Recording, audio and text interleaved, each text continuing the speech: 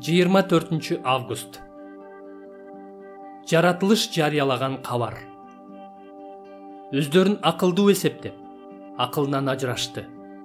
Өлбөс Кудайдын даңкын жок боло турган адамдын, канаттуулардын, жаныбарлардын жана сойлоп жүрүүчүлөрдүн бейнелерине алмаштырышты.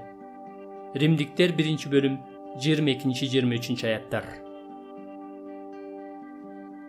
Адам үйлөнгөндө таккан шакегин өзүнүн жубайына караганда көбүрөөк жакшы көрүп баштаса, абдан акылсыз жана өкүнүчтүү иш кылган болмок. Бирок, жогорудагы аяттарда адамдар дал ошондой кылганы айтылат. Адам баласы жаратылыштагы Кудайдын улуулугун чагылдырган нерселерди ушунчалык катуу сүйүп калгандыктан, сүйүүнүн, күчтүн жана даңктын эч нерсеге теңелгис жана нукура үнүн угуу жөндөмүн жоготуп коюшкан. Жаратылыш бизге мындай кабарды жарыялайт.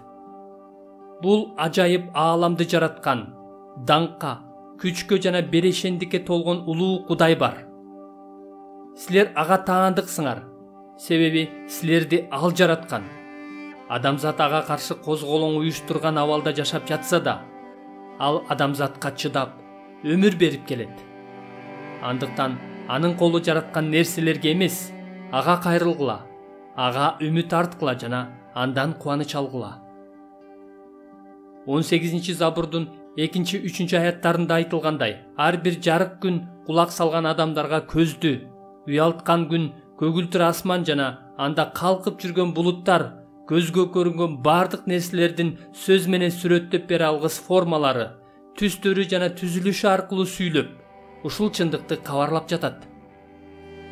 Ар бир түн да кулак салган адамдарга билим берип, бүт нерсени чулгаган караңгылык жайында шооласын төккөн ай, сансыз жылдыздар, башкача бир үндөр, салкын жел жана түндүк уюл жарыгы аркылуу ушул эле кабарды жарыялап жатат.